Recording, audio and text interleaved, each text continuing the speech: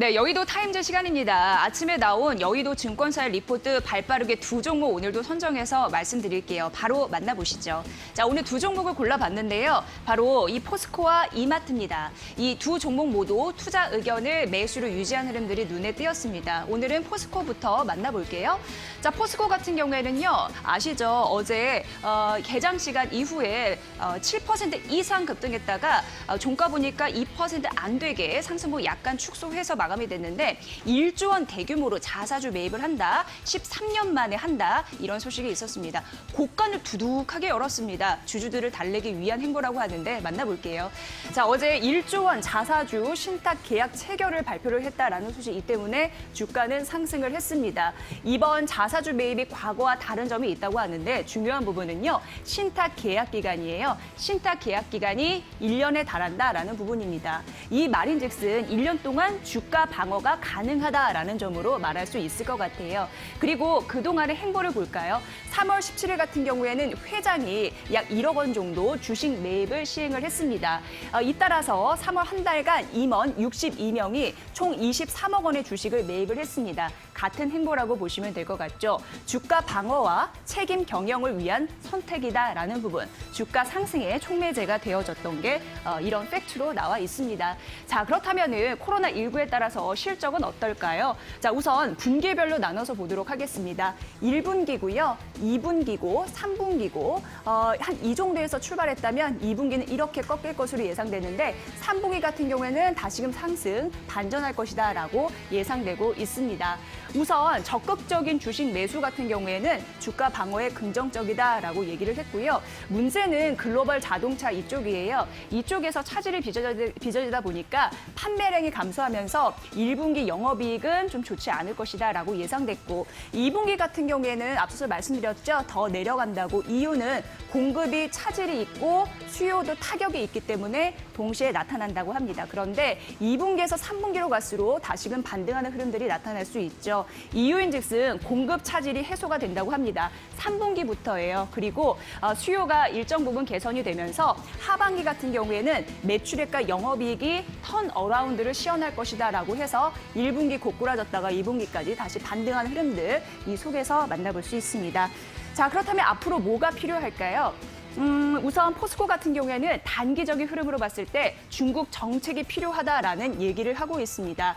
일단 코로나19에 따라서 국내의 수요 부진이 해결되기는 쉽지가 않을 것이다라고 얘기를 했어요. 이래서 우리는 중국에서 정책의 모멘텀을 기대를 해봐야 된다고 하는데 바로 전인대 일정을 확인하세요라고 이 증권사 한국투자증권에서는 얘기를 하고 있습니다. 수출 가능성 이런 부분도 뭐 낮게 보고는 있는데 앞으로 중국 전인대 개최 일정이 중요하다고 하니까 이 포인트 만나보셔야 될 것 같습니다. 그리고 중요한 부분이 또 하나가 있습니다. 뭐냐면 이달까지 370여 곳의 기업들이 자사주 매입을 발표를 했습니다. 이달까지만요. 올해 같은 경우에 작년 같은 경우에는 무려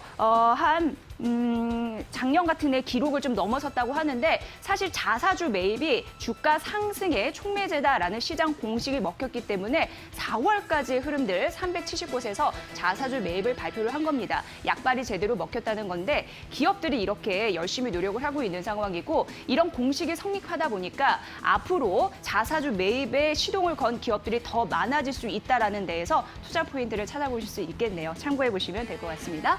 자, 두 번째는 이마트 만나볼 거예요. 자, 이마트 어떤 흐름으로 좀 만나볼지.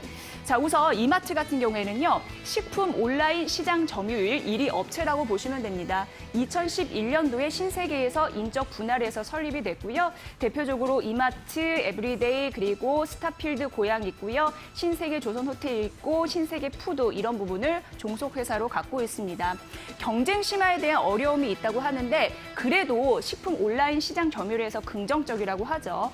풀필먼트와 후레쉬센터 이후에 사진을 준비했거든요. 만나보시면 될 것 같고요. 두 번째는 추가적으로 캐파 증설을 마친 상태라고 하는데 2월 될 것 같습니다. 김포 제2물류센터를 재가동했어요. 이 부분을 정상적으로 가동을 했습니다. 긍정적이고 오프라인 구조조정이 완료가 되면서 턴어라운드가 가능하다라는 긍정적인 흐름이 있어서 보셔야 될 것 같고요.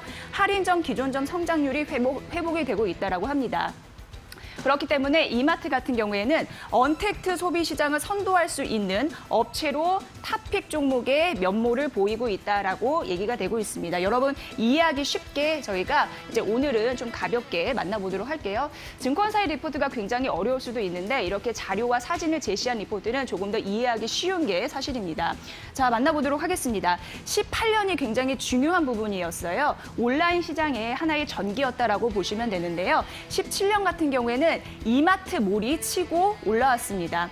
18년도 같은 경우에는 시정 개선에 대한 흐름들이 있었는데 문제는 19년도였습니다. 경쟁이 너무 치열했어요. 그래서 이때 이마트가 좋지 않았습니다. 하지만 20년도 같은 경우에는요. 실적 턴어라운드, 구조조정에 대한 가능성 이런 부분이 읽히기 때문에 긍정적이라고 할 수 있겠습니다. 자, 다음 또 만나볼게요. 자, 우선 여성의 경제활동 참가율 이쪽이 늘면서 구조적으로 변화가 되고 있다고 하는데 이쪽에 여성활동 참가율이 이쪽 표거든요. 이렇게 올라가고 있죠. 이러면서 뭐 애들 키우고 일하기 쉽지 않기 때문에 직접 장을 보기가 어렵습니다. 배달 수요가 늘다, 온라인 시장 그런 부분이 있고요. 대형마트에서도 일부러 이 휴일 같은 경우에는 문을 못 열게 하는 그런 규제 시스템도 있기 때문에 평일에는 워킹맘들이 장을 못 보는데 공휴일 문을 닫다 보니까 온라인 쪽으로 더 갈 수밖에 없습니다. 이런 부분들 한개 사회 구조적인 변화에서도 만나볼 수 있고요. 자, 그리고 이 기후적인 변화에서도 만나볼 수 있대요. 미세먼지 때문입니다. 미세먼지 때문에 신선식품 온라인으로 자주 더 구매한다고 하는데 예전에는 온라인으로 신선식품을 자주 구매하지 않았습니다. 왜냐하면 신선도 때문이었죠. 하지만 최근에는 유통이나 기술 개발력 이런 부분이 붙었기 때문에 이거에 대한 활용도가 높아지고 있다라고 보시면 될 것 같죠. 자, 마지막으로 만나봅니다. 어떤 부분이냐면 이마트의 생존 경쟁력에 있어서 굉장히 중요한 부분이에요. 풀필먼트라고 합니다. 소비자들이 이 물건을 주세요라고 하면 직접 포장해서 배송하는 시스템 거의 풀로 합니다. 이런 흐름들 긍정적이라고 할 수 있겠고요. 후레쉬 세턴 같은 경우에는 신선하게 저장해서 파는 부분인데 성수기에 샀다가 비수기에 파는 그렇기 때문에 수익성이 개선이 될 수 있는 가능성이 있습니다. 이런 부분에서 경쟁력이 상당하다라는 부분도 여러분 만나보시면 될 것 같습니다. 그래서 오늘 이 두 종목은 투자 의견을 매수를 유지했습니다. 포스코 그리고 하나금융투자에서 얘기한 이마트 여러분 오늘 개장가도 잘 확인해 보세요. 이상 여의도 타임즈 시간이었습니다.